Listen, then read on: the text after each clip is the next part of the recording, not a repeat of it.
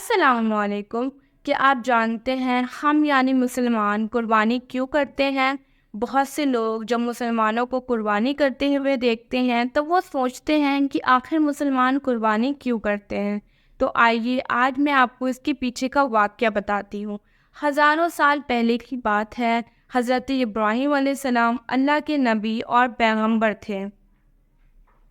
ایک دن جب ابراہیم علیہ السلام سو رہے تھے تب انہوں نے ایک خواب دیکھا جس میں اللہ نے ابراہیم علیہ السلام سے فرمایا کہ ابراہیم، آپ کے نزدیک جو سب سے پیاری اور عزیز چیز ہے آپ اسے اللہ کی راہ میں قربان کر دیجئے۔ تب صبح اٹھ کر حضرت ابراہیم علیہ السلام نے اپنی اونٹوں میں سے 100 اونٹیں قربان کر دی۔ وقت 100 اونٹیں قربان کرنا اس طرح تھا جیسے آج ہم اپنی 100 کاروں کو قربان کر دیں۔ اور جب ابراہیم علیہ السلام نے سوچا کہ انہوں نے اللہ کی راہ میں قربانی کر دی اور اللہ کا حکم پورا کر دیا، دوسری رات بھی انہیں وہی خواب آیا کہ اے ابراہیم، آپ کے نزدیک جو سب سے عزیز اور پیاری چیز ہے اسے آپ اللہ کی راہ میں قربان کر دیجئے۔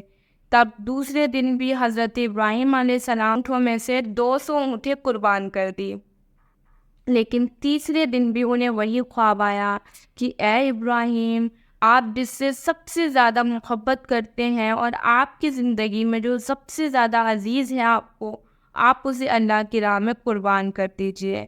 تب حضرت ابراہیم علیہ السلام پریشان ہو گئے اور سوچنے لگے کہ آخر اللہ ان سے کس چیز کی قربانی چاہتا ہے۔ تب انہیں اچانک سے یہ خیال آیا کہ ان کی زندگی میں جو سب سے زیادہ قیمتی چیز ہے وہ ہے ان کا بیٹا اسماعیل، جو کہ انہیں بہت منتیں اور دعائیں کرنے کے بعد ملا ہے۔ 80 سال بعد ان کی وہ ایک اولاد ہوئی ہے۔ تب وہ سمجھ گئے کہ اللہ ان سے ان کے بیٹے اسماعیل علیہ السلام کی قربانی چاہتے ہیں۔ پتہ ہے آپ کو، اللہ خاص طور سے اپنے بندوں اور اپنے نبیوں کا امتحان لیتا ہے، ان کو آزماتا ہے کہ کیا ان کا بندہ اللہ سے زیادہ محبت کرتا ہے یا پھر اللہ کی دی ہوئی نعمتوں سے۔ اور جو نبیوں کے اور پیغمبروں کے خواب ہوتے تھے وہ خواب سچے ہوتے تھے، وہ جو بھی اپنے خواب میں دیکھتے تھے وہ اللہ کا حکم ہوتا تھا۔ صبح ہو کر حضرت ابراہیم علیہ السلام نے اپنی بیوی ہاجرہ کو کہا کہ اسماعیل کو اچھی طرح سے نہلا دھلا کر تیار کر دو۔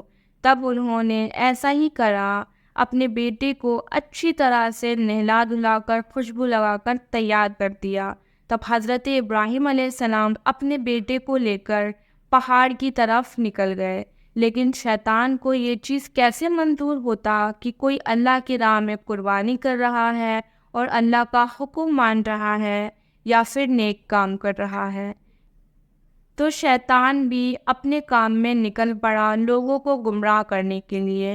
وہ سب سے پہلے حضرت ابراہیم علیہ السلام کی بیوی ہاجرہ کے پاس گیا ایک بزرگ کی شکل میں اور کہا کہ تمہارے بیٹے کو کسی دعوت میں نہیں بلکہ اس کی قربانی کرنے لے گیا ہے۔ تب ان کی بیوی نے کہا کہ اگر اللہ کا یہی حکم ہے اور اگر اللہ یہی چاہتا ہے تو ایسے ایسے میں 100 بیٹے اللہ کی راہ میں خوشی سے قربان کر دوں۔ سوچئے، ایک ماں کے لیے ایسا کہنا کتنی بڑی بات ہے۔ جب شیطان یہاں سے بھی ناکامیاب ہو گیا تب وہ ان کے بیٹے اسماعیل علیہ السلام کے پاس گیا اور اس سے کہا کہ تمہارے بابا تمہیں قربان کرنے کے لیے یہاں لائے۔ تب ان کے بیٹے نے کہا کہ اگر اللہ کو یہی منظور ہے اور اللہ کا یہی حکم ہے تو میرے لیے اس سے زیادہ خوشی کی بات اور کیا ہوگی کہ میں قربان ہو جاؤں۔ جب شیطان یہاں سے بھی ناکامیاب ہو گیا تب وہ بہت پریشان ہو گیا اور آخر میں وہ حضرت ابراہیم علیہ السلام کے پاس گیا اور ان سے بولا کہ یہ تم کیا کر رہے ہو؟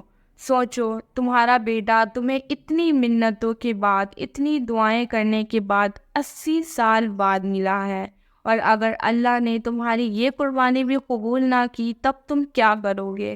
تمہارے بڑھاپے کا سہارا بنے گا، اور اگر یہ قربانی قبول نہ ہوئی تو تم تو سب کچھ کھو دو گے۔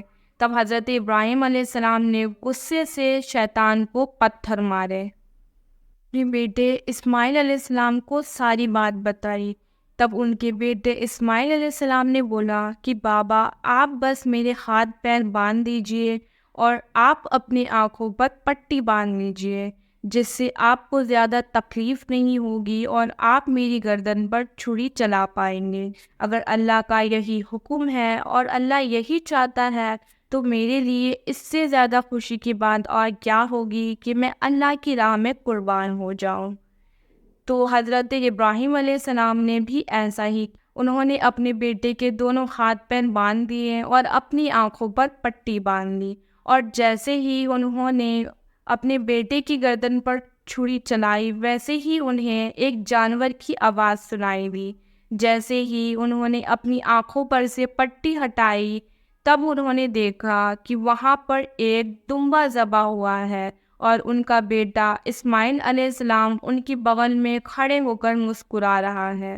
تب اللہ نے آسمان سے فرمایا کہ ابراہیم آپ اس امتحان میں کامیاب ہوئے اور آپ کی یہ قربانی میں قبول کرتا ہوں۔ آپ کا یہ امتحان قیامت تک یاد رکھا جائے گا اور آپ کی اس سنت کو ہر سال ایمان والے لوگ یاد رکھیں گے اور اللہ کی راہ میں قربانی کریں گے۔ یہ ہر سال حج کے موقع پر مسلمان قربانی کرتے ہیں۔ جب قربانی ہوتی ہے تب اس کے گوشت کو 3 حصوں میں بانٹا جاتا ہے۔ پہلا حصہ غریبوں کو دیا جاتا ہے اور مسکینوں کو دیا جاتا ہے۔ دوسرا حصہ اپنے رشتہ دار اور آس پڑوس میں بانٹا جاتا ہے۔ تیسرا حصہ اپنے پاس رکھا جاتا ہے۔ غریب لوگ اس سال کا بہت انتظار کرتے ہیں، یہی ایک سال ہوتا ہے جب انہیں گوشت کھانا نصیب ہوتا ہے۔ بہت سے بھوکے لوگوں کو اس سال کھانے کو ملتا ہے اور وہ بہت خوش ہوتے ہیں۔ اسلام میں یہ ایک مدد کرنے کا طریقہ ہے جس سے لوگوں کو کھانا نصیب ہوتا ہے۔ امید کرتی ہوں آپ کو یہ ساری بات سمجھ آ گئی ہوگی۔ اگر آپ کو ویڈیو اچھی لگی ہے تو ویڈیو کو ایک لائک کر دیجیے، چینل کو سبسکرائب کر لیجیے ایسی اور بھی ویڈیوز کے لیے۔ ملتے ہیں نیکسٹ ویڈیو میں۔